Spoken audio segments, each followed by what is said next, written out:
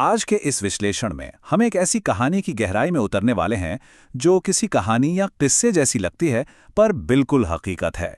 हम बात कर रहे हैं एक बाल बैरागी संत की, जिन्हें लोग महाराज जी कहते हैं।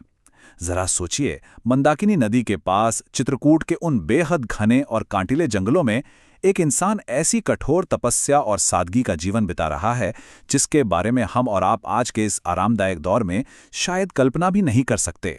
एक ऐसा जंगल जहां तेंदुए और दूसरे खूंखार जानवर घूमते हों, जहां पीने के पानी का कोई आसान इंतजाम ना हो और यहां तक कि पैरों में पहनने के लिए जूते चप्पल तक ना हो। ऐसे माहौल में कोई एक दो दिन नहीं बल्कि दशकों तक कैसे जिंदा रह सकता है? आखिर इसके लिए किस हद तक की सहनशक्ति चाहिए होती होगी? ये हकीकत वाकई में इंसानी शरीर और दिमाग की असीम क्षमताओं पर सवाल उठाती है। तो चलिए आते हैं भाग 1 पर। चित्रकूट के घने जंगलों में एकांत का जीवन। 50 साल। हाँ, स्रोत बताते हैं कि पिछले करीब 40 से 50 सालों से महाराज जी ने पैरों में कोई जूता या चप्पल नहीं पहनी है।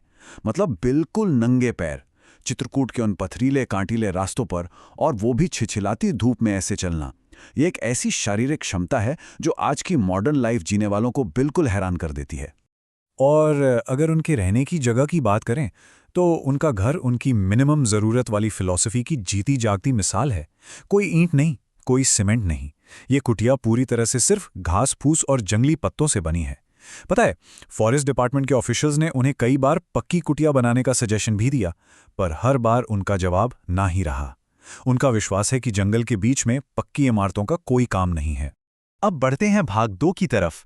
पानी के लिए संघर्ष, एक दैनिक परीक्षा।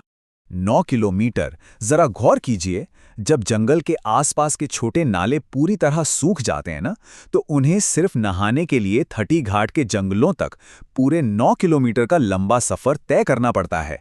इतनी भयंकर गर्मी में सिर्फ नहाने जैसी एक बेसिक जरूरत के लिए इतना बड़ा फासला तय करना सच में आम इंसान के लिए ये आसान नहीं है। और पीने के पानी का हिसाब तो और भी कॉम्प्लेक्स है। पीने का पानी रामायणा कुटीर से लाया जाता है। इसके लिए वो स्टील के छोटे डिब्बों और एक मिट्टी के घड़े का इस्तेमाल करते हैं ताकि पानी ठंडा रहे। फिर इस पानी को कंधों पर उठाने के लिए रस्सियों से एक जुगाड़ बनाया गया है। सबसे हैरानी की बात यह है कि अगर कुटिया के पास सिर्फ 8-9 फुट गहरा एक छोटा सा गड्ढा खोद दिया जाए ना, तो ये प्रॉब्लम ही खत्म हो जाए।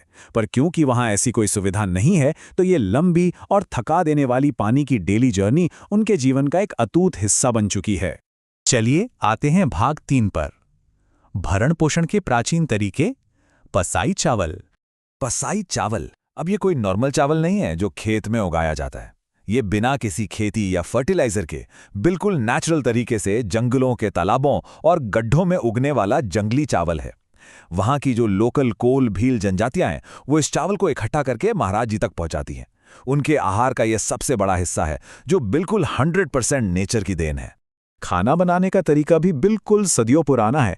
वो इस्तेमाल करते हैं जात का, ये पत्थर की एक बहुत भारी हाथ से चलने वाली चक्की होती है।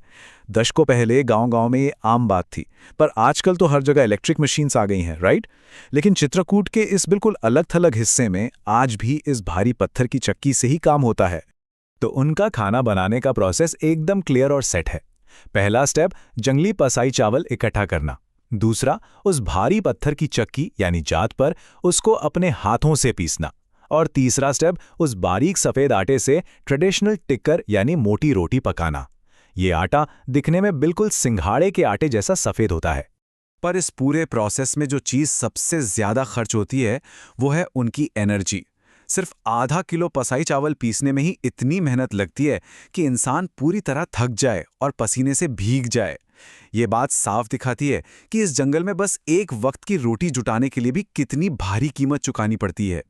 ऐसा नहीं है कि वहां कोई मिलने आता नहीं है। कुछ भक्त आते हैं और छोटी मोटी चीजें दे जाते हैं, जैसे भिंडी, पन्ना बनाने के लिए आम, सूजी, मूंग की दाल, घी, थोड़ा गुड़ और पूजा के लिए अगरबत्ती।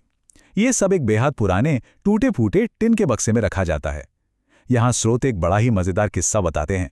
एक बार कुछ चोर इस टिन के बक्से को ही उठा ले गए, पर जब उनसे ताला नहीं खुला और उन्हें लगा कि इसमें पैसे वैसे तो है नहीं, तो वो उसको जंगल में ही छोड़कर भाग गए। बाद में महाराज जी ने आराम से जंगल में उनका पीछा किया और अपना राशन का बक्सा वापस ढूंढ निकाला। ये छोटी सी कहानी बताती है कि उनका अपने अकेलेपन और जंगल पर कितना तगड़ा विश्वास है। अब देखते हैं भाग 4, जंगल में सह अस्तित्व, यानी उनके खूंखार पड़ोसी। भालू, सांभर, बारासिंघा, जंगली सुअर, लकड़बग्घे और यहाँ तक कि तेंदुए, जी हाँ, ये सभी जानवर उसी जंगल का हिस्सा हैं। सुनकर ही डर लगता है ना? ये लिस्ट साफ बताती है कि वहाँ की लिविंग कंडीशंस आम इंसान के लिए कितनी एक्सट्रीम और खतरनाक हैं। पर इन सब में सबसे चौंकाने वाली बात यह है कि महाराज जी पूरी तरह निडर हैं। वो किसी से नहीं डरते। स्रोत के मुताबिक उनका नेचर के साथ एक अजीब सा कनेक्शन है। उनका दावा है कि रात के वक्त कोई भी शिकारी जानवर जमीन के उस खास टुकड़े पर आता ही नहीं जहां वो रहते हैं, और इसी कमाल के विश्वास के साथ वो हर मौसम में, चाहे कड़क आती ठंड हो, गर्मी हो या बरसात, बिना किसी पलंग के सीधे जमीन पर सोते हैं। चलिए अब आते हैं भाग 5 पर, भक्ति का असली अर्थ, मिट्टी बनाम कंक्रीट। यहाँ स्रोत दो बिल्कुल अलग विचारधाराओं को सामने रखते हैं। एक तरफ है ये कच्चे पत्तों की कुटिया जिसे भगवान राम के वनवास और बिल्कुल साफ सच्ची भक्ति का प्रतीक माना गया है, और दूसरी तरफ महाराज जी का ये क्लियर नजरिया है कि आजकल के जो बड़े बड़े कंक्रीट के आश्रम है ना, वो पेड़ों की कटाई, पर्यावरण के नुकसान और स्पिरिचुअलिटी को एक बिजनेस बनाने का नतीजा है। बस यही वो माइंडसेट है जो उनके इस कच्चे और सादगी भरे जीवन की बुनियाद है। उनके धार्मिक समझ का फोकस भी बिल्कुल सटीक है। उनका मानना है कि ये वक्त कलयुग का है, और उनके अनुसार इस युग में बड़े बड़े ग्रंथ या शास्त्र पढ़ना इतना जरूरी नहीं है। उनका विश्वास है कि मुक्ति पाने का सिर्फ एक ही रास्ता है, और वो है श्रद्धा से राम नाम का जाप करना। और उनका ये विश्वास सिर्फ हवा में नहीं है, वो पुराने उदाहरण देते हैं। उनका कहना है कि राम नाम में ही इतनी ताकत थी कि उसने जटायु और प्रहलाद का उद्धार किया, और यहाँ तक कि समुद्र में पत्थरों को भी तैरा दिया। इसी वजह से वो किसी और दिखावे या कर्मकांड में ना पड़कर सिर्फ नाम जपने पर ही अपना पूरा ध्यान लगाते हैं।